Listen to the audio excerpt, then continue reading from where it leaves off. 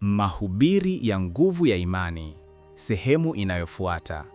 Mahubiri haya yanarushwa kupitia channel ya YouTube David Mkolwe. Wapendwa, kumbukeni kwamba imani si maneno tu, ni kitendo cha kuamini. Wakati watu walipomkaribia Yesu, hawakuletwa kwa sababu walikuwa na nguvu, bali kwa sababu waliamini. Yule mwanamke mwenye tatizo la damu kwa miaka 12 alisema moyoni mwake, nikigusa tu pindo la vazi lake nitapona. Na kweli alipona.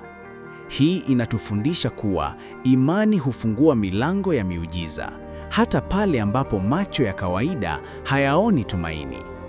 Kuimarisha imani. Usione majaribu na mateso kama mwisho wa safari. Biblia inasema, imani yako ikijaribiwa huzaa saburi. Changamoto zako sio kukuangusha, bali ni kukuimarisha.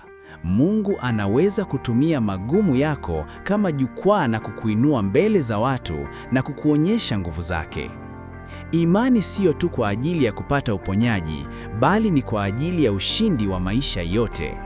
Maana kila kilichozaliwa na Mungu huushinda ulimwengu, na huu ndio ushindi ulioushinda ulimwengu, imani yetu.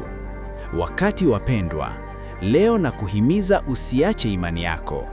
Pale unapoona giza, kumbuka taa yako ni imani. Pale unapoona kizuizi, kumbuka silaha yako ni imani. Na pale unapokosa msaada, kumbuka msaada wako uko kwa Mungu kupitia imani isiyoyumba.